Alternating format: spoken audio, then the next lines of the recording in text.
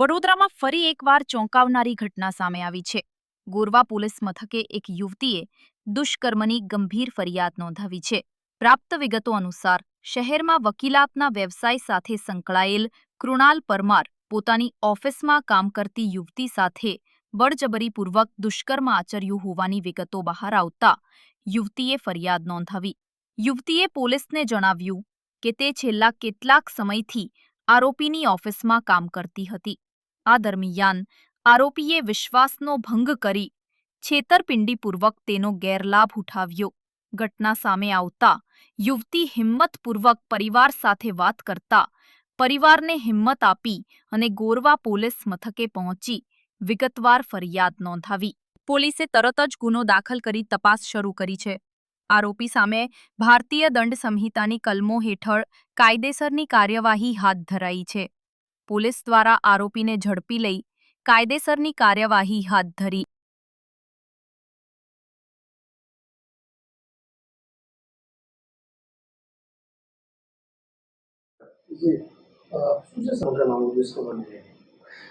ગઈકાલે ગોરવા પોલીસ સ્ટેશનમાં એક દુષ્કર્મનો ફરિયાદ રજીસ્ટર કરવામાં આવેલી છે. સમગ્ર બનાવ એવો છે કે ભોગ બનનાર જે છે એ સેવાસી રહે છે અને વર્ક ફ્રોમ હોમ કરે છે. નર્સિંગનું ભણેલા છે અને વડુ ખાતે કોઈ હોસ્પિટલમાં ત્યાં કાર્યરત છે. એમના એક મિત્રને એવી વાત કરેલી કે ભાઈ મને વડુ અહીંથી દૂર પડે છે, તો નજીકમાં ક્યાંય નોકરી મળતી હોય તો એ અનુસંધાને એમને એપ્રોચ કરવા માટે ઇન્સિસ્ટ કરેલા હતા. એમના કોમન ફ્રેન્ડ જે હતા તો એમને આ જે આરોપી જે છે એમને પરિચય કરાવેલો અને આરોપીએ એમની ઓફિસમાં આ ભોગ બનનાર જે છે એમને કામ પર રાખેલા હતા.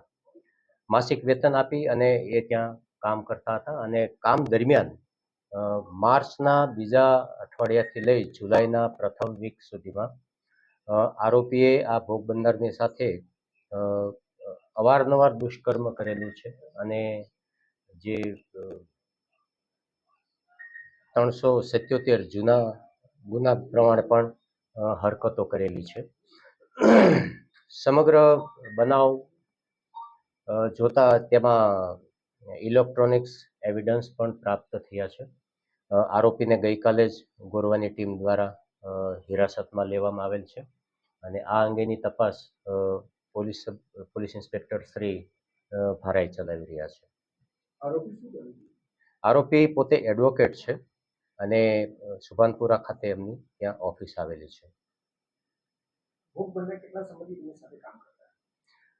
ફેબ્રુઆરીમાં એમને જોઈન કરેલું હતું ત્યાં અને જુલાઈના પ્રથમ વીકમાં આ ઇન્સિડન્ટ બન્યો ત્યાર પછી એમને ત્યાંથી રજા લઈ લીધેલી હતી અને ત્યાર પછી આ મોડું થવાનું કારણ તો એમ કે એમને થોડી થ્રેટનિંગ ને એવું પણ થતું હતું, પણ તેમ છતાંય એમના ભોગ બનનાર એમના મમ્મી પપ્પાને વાત કરી તો એમને સધિયારો આપ્યો, હિંમત આપી અને ફરિયાદ કરવા માટે તૈયાર થયા છે. ના, અફેર કે એવું કશું જ છે નહીં. જે છે એ કાયદાની દ્રષ્ટિએ ગુનાહિત એક્ટિવિટીઝ છે. હા, જે એમનો કોમન ફ્રેન્ડ જે છે કે આ ઓફિસમાં એમને નોકરી અપાવવા માટે જેમને ભલામણ કરેલી હતી એ ભાઈને આ આરોપીએ આ ભોગ બનનારના ફોટોગ્રાફ્સ અને એક ક્લિપ એમને પાસ ઓન કરેલી હતી મોબાઈલમાં અને એ જે કોમન ફ્રેન્ડ હતો એ એક સારા વ્યવહારથી એ ભોગ બનનારને આ જણાવે છે કે આવું કંઈક થોડું પ્રકરણ ચાલી રહ્યું છે. એટલે એ અનુસંધાને એમને જે ગલત એક્ટિવિટી જે કરેલી છે એ પણ એમને ફૂટેજ શેર કરેલી છે. હા, અત્યારે એમની ઓફિસમાંથી જે સર્વરને જે છે એ પોલીસ તપાસ દરમિયાન અમે કબજે લેવાના છીએ અને એને એફએસએલમાં પણ મોકલવાના છીએ. આરોપી તરીકે તો બીજું કોઈ વ્યક્તિ આમાં દર્શિત થતું નથી. એવું બની શકે કે ભોગ બનનાર તરીકે કોઈ વધારે પીડિત સામે આવી શકે. એમની ઓફિસમાં પ્રથમ એક મહિલા કામ કરતી હતી અને એ મહિલા કોઈ પણ સંજોગોમાં જોબ છોડીને જતા રહ્યા છે એટલે ઓફિસમાં આરોપી એક જ જણ હતા. એટલે ભોગ બનનારને પણ જરૂરિયાત હતી કામની, તો એમને એપ્રોચ કર્યો તો ભોગ બનનાર અને આરોપી બંને જણ જ ઓફિસમાં કામ કરતા હતા. મહિલા જે પહેલા કામ કરતી તેને કે સંપર્ક કરવાનો પ્રયત્ન કર્યો પોલીસે કે આમનો નેચર કેવો હતો કે એમની જોડે કંઈ કર્યું હતું? હા, પોલીસે અત્યારે જે પ્રથમ ઇન્વેસ્ટિગેશન જે કરવાનું હોય medical related during time bound, તો પોલીસ એ તપાસમાં પડેલી છે. બીજી એક ટીમ અમે બનાવી અને ટીમને રવાના કરી છે કે એ મહિલા કોણ હતી, તો એમનો સંપર્ક થતાં અમે એમને પણ એપ્રોચ કરીશું ઇન્વેસ્ટિગેશનના કામે.